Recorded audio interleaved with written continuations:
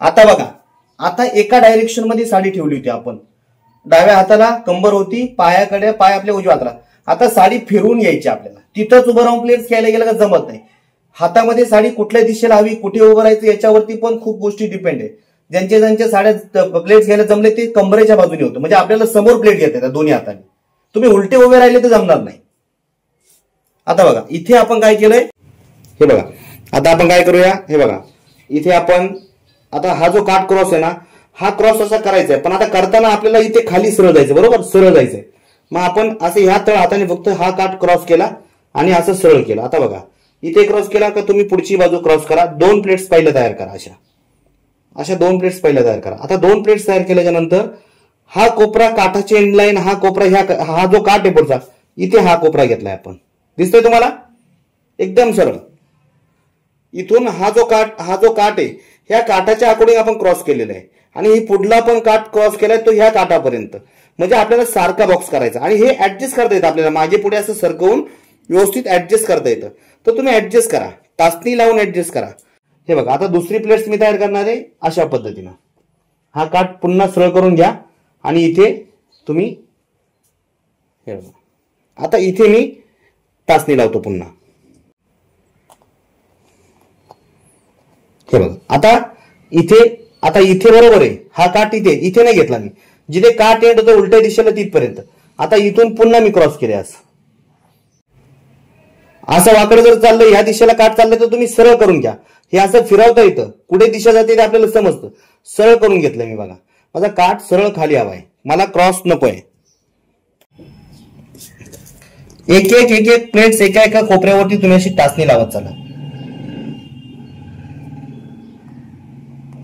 हे काट ऍडजस्ट कसे करायचे हे व्यवस्थित समजून घ्या. हे बघा एक प्लेट्स मी घेत चाललोय. याचा एक छोटासा व्हिडिओ तयार केलाय मी, हा व्हिडिओ तुम्हाला टाकतो, तो बघून तुम्ही प्रॅक्टिस करा. हॅलो, हा ती टाचणी लावताना तो खालचा पण पदर यायला पाहिजे का? हा, फक्त हे खालचे काय पूर्ण पकडले मी, दोन्ही पदर घ्या. तिथे साडीचा मध्ये येत असेल तर साडी पण घेतली तरी चालेल. तुम्हाला साडी पूर्ण मी उचलून दाखवतो म्हणजे तुमच्या लक्षात येणार आहे. हे बघा, या प्लेट्स नंतर शिवून घ्यायचे का? हा, प्रत्येक प्लेट्सला टीप मारायची. आता नाही की मशीनवर. दादा, हा, मला तर असं वाटतं की साडी शिवताना खालची साडी सगळी शिवली जाईल. नाही होणार असं. मला सगळ्यांवरती विश्वास आहे, सगळ्यांना जमेल. ब्लाऊज पेक्षा अवघड नाहीये. हे बघा आता इथे मी मार्किंग केलेली आहे, दिसते इथे मार्किंग केलेली आहे. इथे मार्किंग जी केली मी, हे बघा इथे जी मार्किंग केलेली आहे त्या मार्किंगला जर मी असं सरळ पकडलं तर तिथपर्यंत मला प्लेट्स घ्यायच्यात. तर आता इथे मी एक प्लेट्स घेतो अजून. आता ह्या प्लेट्स पूर्ण घेऊन झाल्याच्या नंतर आता काय करायचंय, आता बघा आता हे जे काट आहे ही साडी मी पुन्हा सरळ करून घेतली. हा आपला पदर आहे. हे बघा आता बघा साडी ठेवल्यानंतर मी कमरेपासून तर ह्या काठाच्या उंचीपर्यंत बघणार आहे. उंची माझी बरोबर आहे, बघा बरोबर माझी 40 इंच उंची आहे. ठीक आहे, म्हणजे मी साडीच्या प्लेट्स आपल्याला पाहिजे तेवढ्या घेतल्या. ही शेवटची प्लेट जर तुमच्या पायावर अशी पलटी होत असेल तर साडीला सरळ इथे अटॅच करून टाका. म्हणजे फक्त त्या लेअरला, दोन्ही पायाला नाही, खालचा पाय मोकळा ठेवता. तिकडचा जो काट आहे हा. आता बघा इथे एक लेअर अडकलाय, इथे एक अडकलाय, इथे एक दिसतोय तुम्हाला. फक्त काट नाहीये, खालचा कपडा पण आलेला आहे त्याच्याबरोबर, काठाबरोबर. मग आता ह्या कपड्याचाच आपल्याला गोळ पडणार आहे समोर. मग आता तुम्ही हे जेव्हा हे काट करता, आता हा इथे जर मला असं वाटतं माझा काट तिकडे जातोय तर ही टाचणी काढून मी अशा पद्धतीने सरकवू शकतो. इकडे ही मधली प्लेट्स मी ऍडजस्ट करू शकतो. हे बघा, तुमच्याकडे जेव्हा कपडा कमी असतो तर हे अंतर तुम्ही वाढवून घ्यायचंय, लांब करायचंय, थोडंसं लांब करायचं. असं खाली पण तुम्हाला घेता येणार. पुढे कर, क्रॉस कर साडी. दिसतोय का? हो दादा.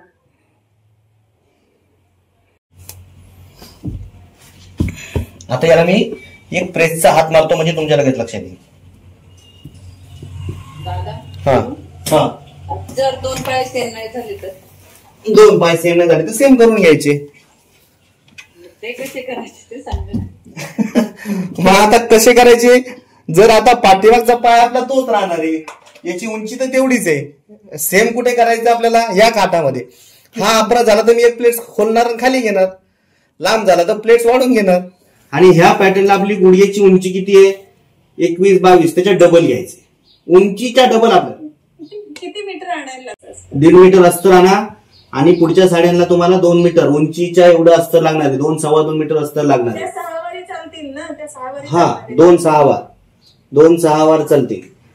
तुम्हाला सांगतो, ब्लाऊज सारखं साडीमध्ये काही नाही. माप घ्यायची, कटिंग कुठलेही. ज्या ताईला एकदा काष्टा फिरवायला जर जमलं, शिकलात व्यवस्थित, तर तुम्ही ब्लाऊज जरी येत नसेल, म्हणजे काही शिवता येत असेल तरी साडी स्वतः शिवू शकता. याच्यात काय अवघड वाटलं तुम्हाला? मापाचं काही फिटिंग नाही, जसं आपण मुंड्याची वगैरे माप घेतो, बरोबर.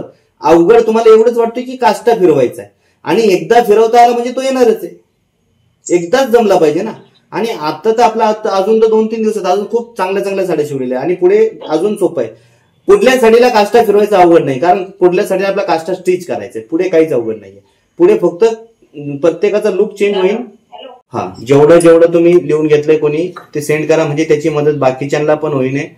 आणि प्रॅक्टिस केल्याशिवाय तुम्हाला जमणार नाही. नऊवार साडी तुम्ही महिनाभर बघत बसला तरी प्रॅक्टिस केल्याशिवाय जमणार नाही. प्रत्येक साडीला काष्टा फिरवणार, अखंड साडीला असाच काष्टा फिरवावा लागतो. जेवढ्या तुम्ही शिवणार अखंड साडी, कट न करता. जी कट करून शिवणार आहे त्याला काष्टा फिरवायचा नाहीये. समोर कस्टमर समोर करायचंच नाहीये, वेळ लागेल, जमणार नाही, घाई होत नाही. कारण द्यायचे, एकट्यात करायचं जे करायचं. आणि त्याच्यात आणि याच्यात किती बदल? नाही, आता जेव्हा तुम्हाला ह्या सगळ्या गोष्टी माहिती झाल्या, तर आपल्याला शिकायला भेटल्या, आपण शिकलोय.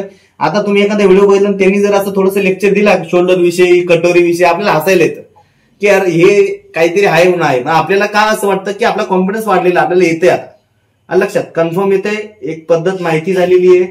आणि ही गोष्ट खूप महत्वाची आहे क्लासमध्ये आपल्या काम करण्यात. की हा, तुम्ही जांभळे काकूंना बोलले 38 इंच जास्त झालं, म्हणजे त्या 38 पेक्षा जास्त झालं की त्यांच्यासाठी 38 पेक्षा जास्त झालं. त्यांच्या शिफ्टच्या आता हे बघा, ऐका, हा जो जे आकार आहे ना, त्या जे आकारापेक्षा त्यांचा काष्टा खाली लटकलेला आहे. लक्षात, जो आपण पायाला फिरवला ना तो लटकलेला आहे. मी काष्टा किती सांगितला? 38. कसं सांगितला? साधारण 15 इंच आपली लेंथ असते.